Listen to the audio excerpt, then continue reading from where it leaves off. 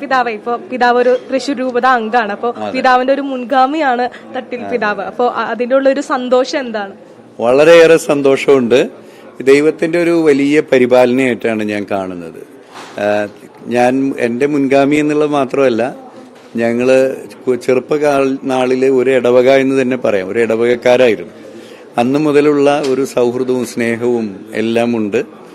പരിശീലനത്തില് പിതാവായിരുന്ന സമയത്ത് ഞാനും ഒരേ സമയത്ത് ഞാൻ അന്നൊരു ഓൾട്ടർ ബോയ് മാത്രമാണ്. അന്ന് മുതലുള്ള സൗഹൃദമുണ്ട്.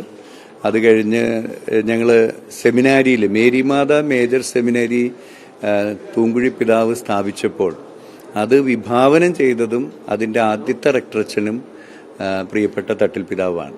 അതുപോലെ അവിടുത്തെ ഫറോക്ക് റിസർച്ച് ഇൻസ്റ്റിറ്റ്യൂട്ടിന് ആ പേര് നിർദ്ദേശിച്ചത് തന്നെ തട്ടിൽ പിതാവാണ്. അങ്ങനെ ആ മേരിമാത സെമിനാരിയിൽ സഹപ്രവർത്തകർ എന്ന നിലയിൽ വലിയൊരു ബന്ധം ഞങ്ങൾ തമ്മിലുണ്ട്. പിതാവ് അതിന്റെ ആദ്യ റെക്ടറായിരുന്നു. ഞാൻ അവിടെ റെക്ടറായിരിക്കുമ്പോഴാണ് മെത്രാനായിട്ട് തിരഞ്ഞെടുക്കപ്പെട്ടത്.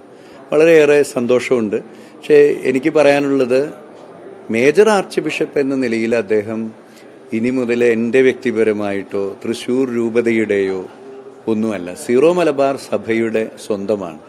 സീറോ മലബാർ സഭയിലെ എല്ലാവരെയും വേറെ വിഭാഗീയതയ്ക്കോ തെക്ക് വടക്കുകൾക്കോ മറ്റെല്ലാ വ്യത്യാസങ്ങൾക്കും അപ്പുറത്ത് എല്ലാവരെയും ഉൾക്കൊള്ളാൻ സാധിക്കുന്ന, എല്ലാവരോടും സൗഹാർദ്ദം പുലർത്തുന്ന നല്ല ഒരു മേജർ ആർച്ച് ബിഷപ്പിനെ സഭ നമുക്ക് തന്നിരിക്കുകയാണ്, ദൈവം നമുക്ക് തന്നിരിക്കുകയാണ്. ദൈവത്തിന്റെ ആ പരിപാലനയ്ക്ക് പ്രത്യേകം നന്ദി പറയാണ്. സിനഡ് പിതാക്കന്മാരിലൂടെ ദൈവത്തിന്റെ ആത്മാവ് തന്നെ പ്രവർത്തിച്ചിട്ടുണ്ട്.